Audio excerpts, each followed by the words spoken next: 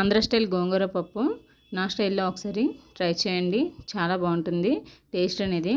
Welcome to my channel Hema వాలులా.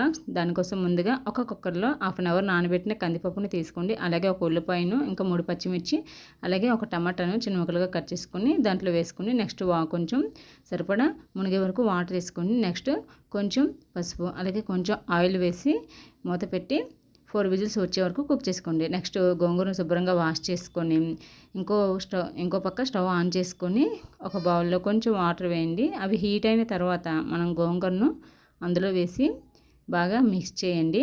ఇలా మనం గోంగూరను సపరేట్గా కుక్ చేయడం వల్ల టేస్ట్ అనేది బాగుంటుంది. బాగా మిక్స్ చేసి మూత పెట్టి 5 మినిట్స్ కుక్ చేయండి.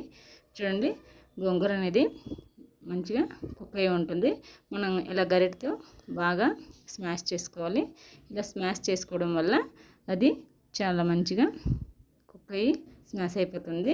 నెక్స్ట్ మనం కుక్కర్లో పప్పు పెట్టాం కదా, చూడండి పప్పు అనేది మెత్తగా కుక్ అయింది. ఇది కూడా బాగా స్మాష్ చేసుకోండి పప్పు గుత్తటి.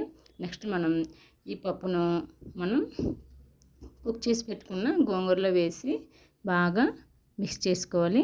బాగా మిక్స్ చేసిన తర్వాత ఇది మీకు థిక్గా అనిపిస్తే కొంచెం వాటర్ని యాడ్ చేసుకోండి. వాటర్ని యాడ్ చేసిన తర్వాత నెక్స్ట్ కొంచెం పసుపు, అలాగే కొంచెం కారం, నెక్స్ట్ సాల్ట్ వేసి మీడియం టు లో ఫ్లేమ్లో కాసేపు మరిగించుకోండి. మరిగించుకున్న తర్వాత మనం పోపు పెట్టేసుకుందాం. ఇప్పుడు నెక్స్ట్ కొంచెం ఆయిల్ వేసి పోపు దినుసులు వేసి బాగా ఫ్రై అయిన తర్వాత మనం దాంట్లో వేసి సర్వ్ చేసుకోవడమే.